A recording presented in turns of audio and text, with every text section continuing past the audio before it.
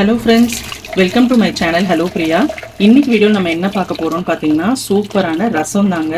வீடே மணக்க மணக்க சூப்பராக இருக்குங்க இந்த ரசம். இங்கே பாருங்கள், ரசம் எப்படி இருக்கு பாருங்கள்.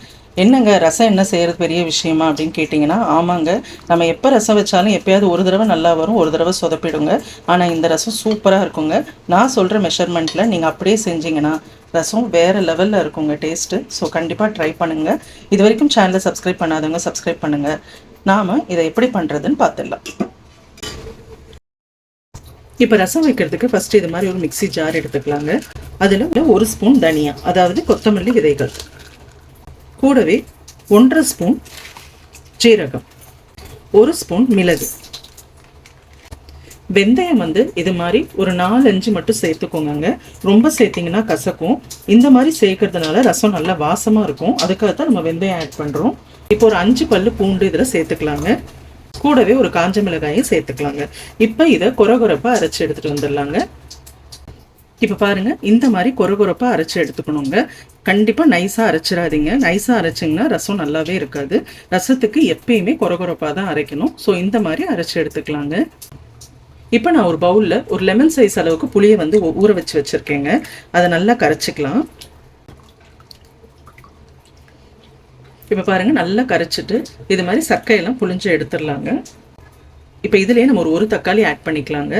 தக்காளியில் நடுவில் இருக்கிற அந்த ஸ்டெம் மாதிரி ஒரு பகுதி இருக்குங்க, கட்டை மாதிரி. அதை எடுத்துட்டு நம்ம கரைச்சோன்னா நல்லா மசிஞ்சு வருங்க. ஏன்னா இப்போ இருக்கிற தக்காளிலாம் பார்த்தீங்கன்னா நல்ல நாட்டு தக்காளி கிடைக்கவே மாட்டேங்குதுங்க. இந்த மாதிரி நாளாக அதை கட் பண்ணி போட்டுக்கலாங்க.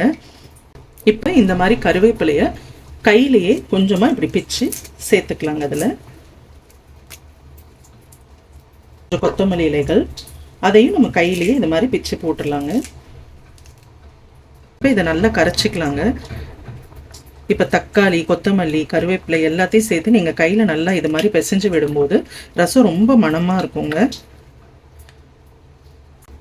இன்றைக்கி நான் 4 பேர் சாப்பிட்ற மாதிரி நான் வைக்கிறேங்க ரசம். அதுக்கான அளவுகள் தான் இதில் நான் உங்களுக்கு கொடுத்துருக்கேன்.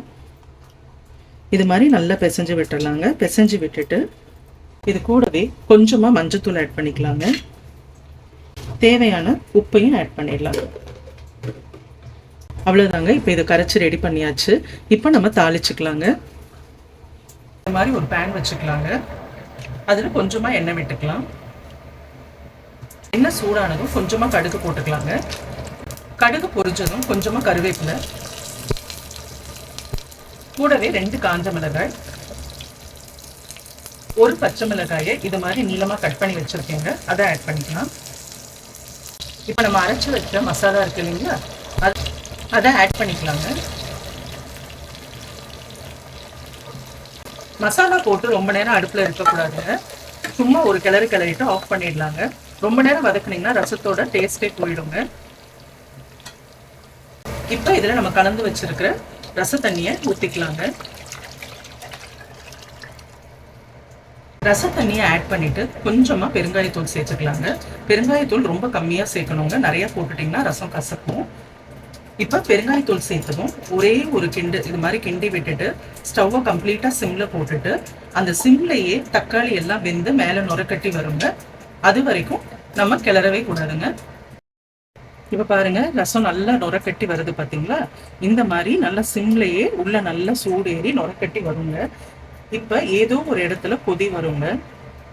இப்போ பாருங்கள், இந்த இடத்துல கொதி வருது இல்லைங்களா, அங்கே ஒரு 1/4 கிளாஸ் தண்ணி, அதாவது ஒரு 2லேருந்து 3 ஸ்பூன் தண்ணியை ஊற்றிட்டு டக்குனு ஸ்டவ்வை ஆஃப் பண்ணிடணுங்க. அவ்வளோதாங்க, மணக்க மணக்க ரசம் ரெடிங்க.